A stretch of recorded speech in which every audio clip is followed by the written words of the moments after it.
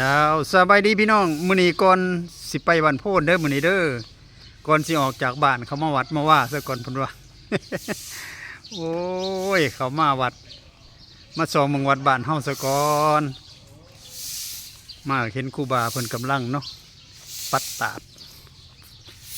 ทำกิจวัตรในจำเช้าๆมื้อนี้จะได้เดินทางไปขอพรนำพระธาตุโพนพี่น้องเอ้ยไปทำกันเด้อพี่น้องเด้อทางใหม่บ่ทางใหม่โอ้ไปทางใหม่แมนเป็นทางลัดก็มึงสั่งทางไปจะเกลือแม่นี่ล่ะ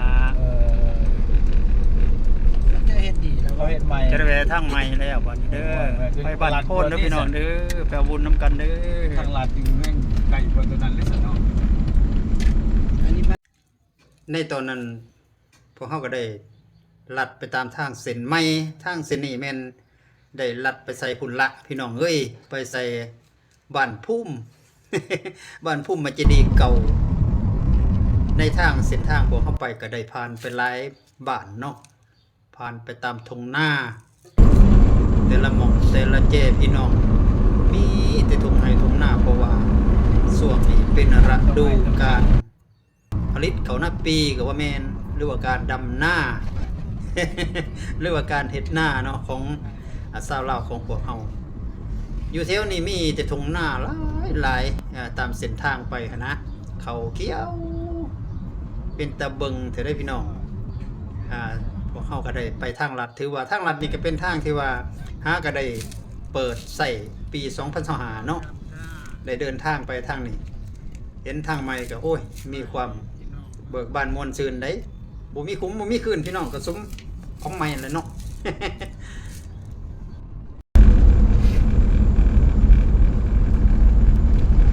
จากบ้านต่อบ้านแล้วก็ต่อทุ่งไร่ทุ่งนาพี่น้องพาส้มวิวเด้อ โอ้ยพาส้มทุ่งไร่ทุ่งนาเนาะ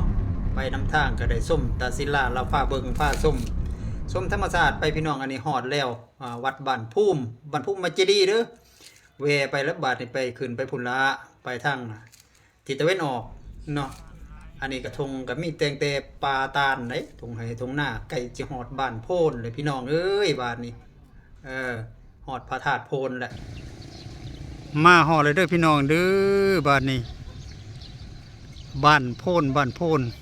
วัดพระธาตุโพนเด้อพี่น้องนี่เพิ่นบ่เลี้ยวเห็นศาลาห้องธรรมหลังบักใหญ่พี่น้องอันนี้มาสายในแม่นมีตลาดหรือว่ามีห้านขายของเลาะๆไปนี่เนาะวันนี้สิพาเขาเบิ่งทั้งในเด้อพี่น้องเด้อ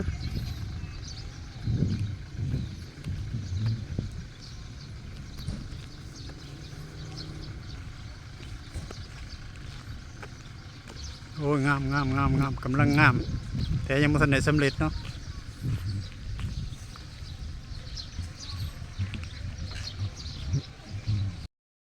คำว่านี้ครับจะพอบนขายบังเบง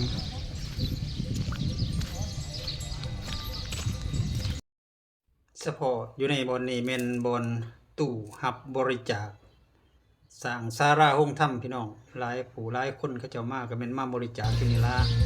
มื้อนี้คนก็หลายเนาะเพราะว่าเป็นมื้อวันเสาร์หรือว่าวันพักราชการพี่น้องไปเบิ่งเด้อโอ้ยบรรยากาศท้องฟ้าพี่น้องคือฝนสิตก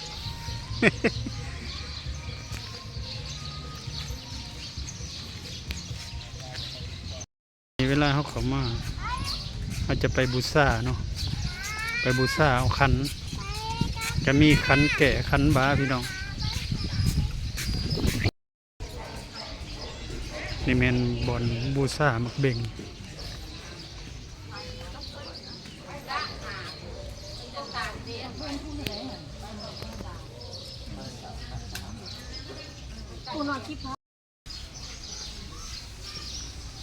อยู่นี่มีบอนขันแบะแกะโอ้ยบอนบูชาขันพี่น้องมีขันแกะขันบาอีกฝ่ายกูแค้นพอจะได้ขันแกะไหมตัวกระตานี่เนาะขันแกะงามพี่น้อง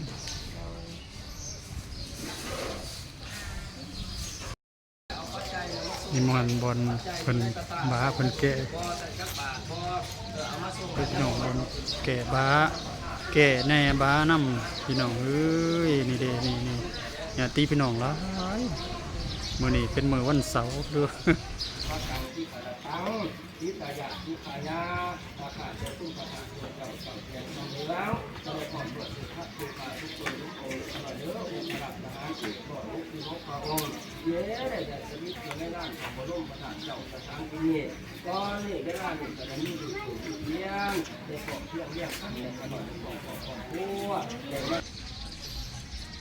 หลังจากนั้นก็แม่นได้เขามากราบสักการะบูชาเนาะอยู่ภายในพระธาตุโพนเด้อพี่น้องเด้อ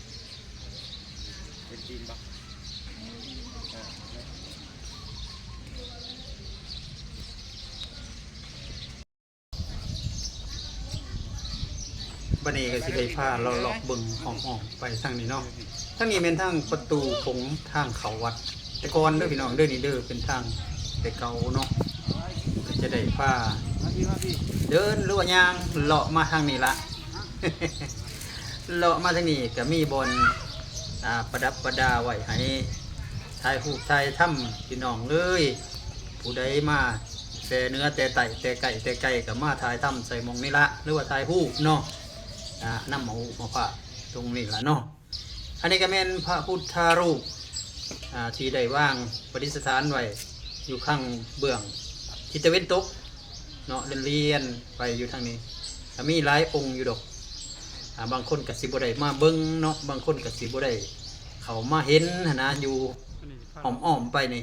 เพราะว่าแต่ศิลาเราเลาะเบิ้งสะกอน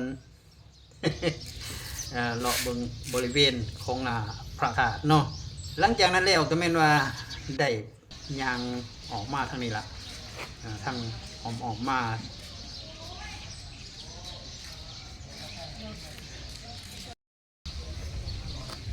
จะได้ไปซองเบิ่งน้องเดินน้องปลาหรือว่าน้องสระใหญ่เนาะอยู่ใน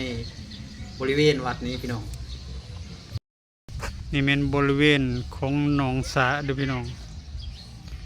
นี่หนองสาใหญ่เฉพาะอยู่ในวัดเนาะในวัดบ้านโพด